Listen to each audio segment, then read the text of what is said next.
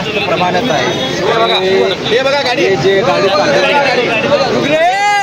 आणि या रोडला ब्रेकर तर आहे, पण जे अनलिमिटेड जे स्पीड मारतात ते जे लोक गाडी वाळू आणि जे 2 ब्रशचे जे गाड्या आहेत त्यांच्या बेफाम वाहतूक त्यांनी करतात आणि त्यांच्यावर पण कारवाई व्हायला पाहिजे आणि त्यांच्याबद्दल काय तर निर्णय व्हायला पाहिजे। आणि या रोडला जे वाहतूक आहे, रहदारी मोठी आहे आणि रोडला काही पण व्यवस्था नाही आहे।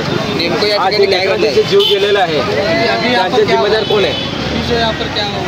कुछ नहीं, जो आज जो बच्ची थी उसका जो एक्सीडेंट हो गया, अब वो बच्ची बहुत सीरियस है या मर गई मालूम है अभी भी, लेकिन उसके ऊपर सख्त कार्रवाई होनी चाहिए। जिला कलेक्टर में एक निवेदन है, ये रोड पर ज़्यादा ध्यान दे और जो उड़ान पुल का जो मसला है वो जल्द से जल्द निर्णय लगाए।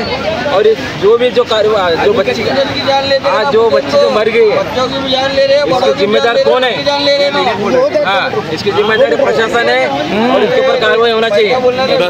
क्वेश्चन में हाँ बोलो। गाड़ियाँ बंद करना, बच्चे जाते रहते हैं, बड़े जाते रहते हैं, जाने आने का स्कूल को जाते हैं, ट्यूशन को जाते हैं, ऐसा बड़े गाड़ियाँ आए तो बच्चे गाड़ियाँ कैसे चलाना, जाना कैसा, आना कैसा।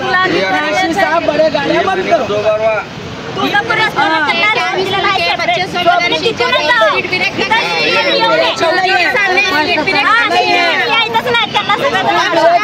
शाम तक 7-8 जने काट मार को जाते हैं बड़े गाड़ियाँ वाले, और सीमेंट की गाड़ी, खड़ी की गाड़ी इधर से आना नहीं। उसका टाइमिंग रखो, रात में का टाइमिंग रखो। रस्ता दिलेला आहे, पण सिटीमध्ये प्रवेश नाही। लहान मुलं असतात, बाया असतात, कामाधंद्याला येतात जातात, माणूस गडबडीत असते आणि तसल्या मोठ्या गाड्या इथून जातात, तर ती गाड्या येणं इथं बंद करा। या महिन्यात लय झालेलं आहे का माणूस घरात पोटापाण्याचं बघावं का हे बघत बसा। ट्युशनला चाललो पण लागलं